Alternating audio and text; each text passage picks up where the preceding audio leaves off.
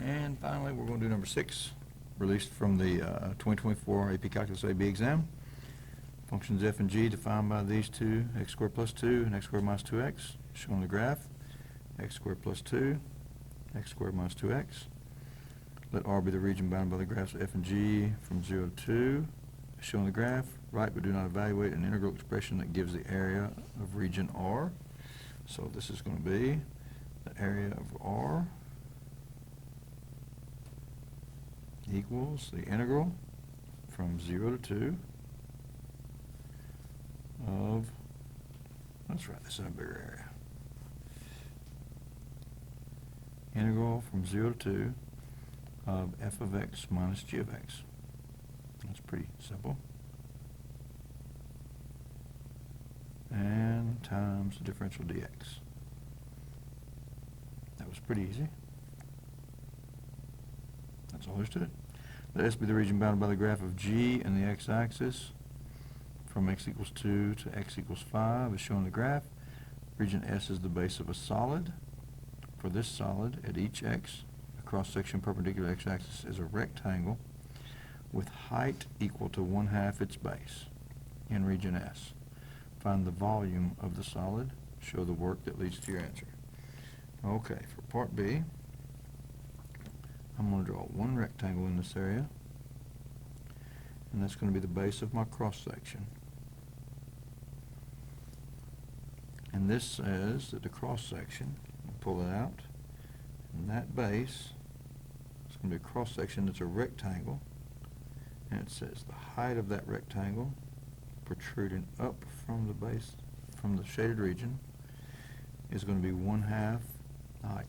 The height, or the length of this, base of this, is going to be the distance from g of x to 0, so it's just going to be g of x. So this is going to be g of x, and this is going to be 1/2 g of x. And that cross-section of that rectangle, the width of this rectangle is dx. And so the volume of this rectangular cross-section of this solid is going to be 1/2 times g of x squared times dx. That's the volume of one cross-section in this region for the base of this, for the solid. To find the volume of that solid, we're going to integrate v.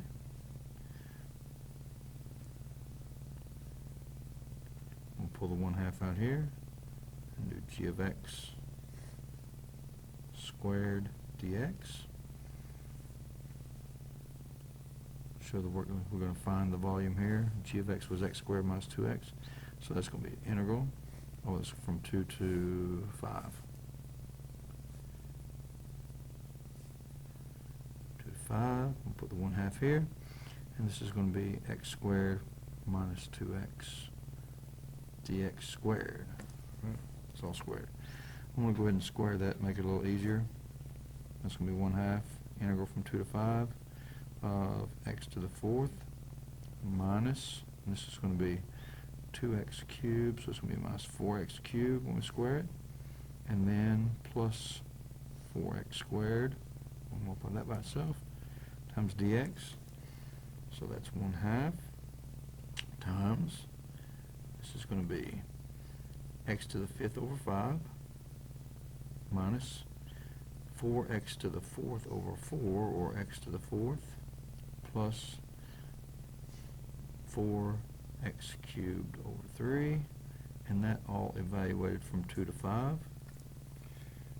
That's going to be 1/2 times, we're evaluated at 5, we get 5 to the 5th over 5, minus 5 to the 4th, plus 4 times 5 to the 3rd over 3, now minus, evaluated at 2 to the 5th over 5, minus 2 to the 4th, plus 4 times 2 to the 3rd over 3. And I'm going to leave it like that so I don't make any errors on simplifying, but that would be the volume of the solid. Oops, you can't see that, sorry. the volume of the solid in part B.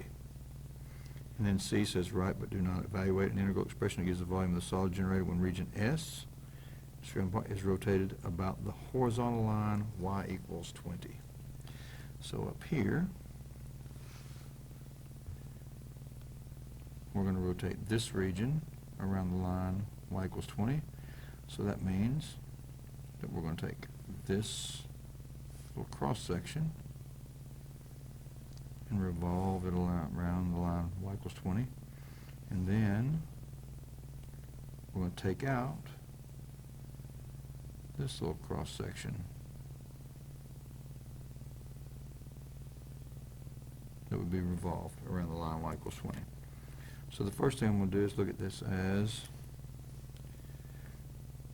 one big disk, and it's going to have the radius 20. This is going to be a three-dimensional disk with width dx and radius 20. So the volume of that disk is going to be 20 squared times pi times dx, or 400 pi dx.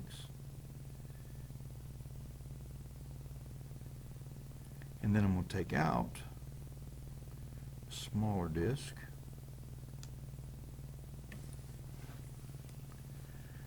and the width of that is going to be 20 minus g of x, or the radius of that disk. 20 minus g of x. And there again, it's three-dimensional disk, dx. And so the volume of the big disk, volume of the small disk, is going to be radius squared, which is 20 minus g of x. That's squared times pi times dx. So the volume of this solid generated by revolving this region about the line y equals 20 is going to be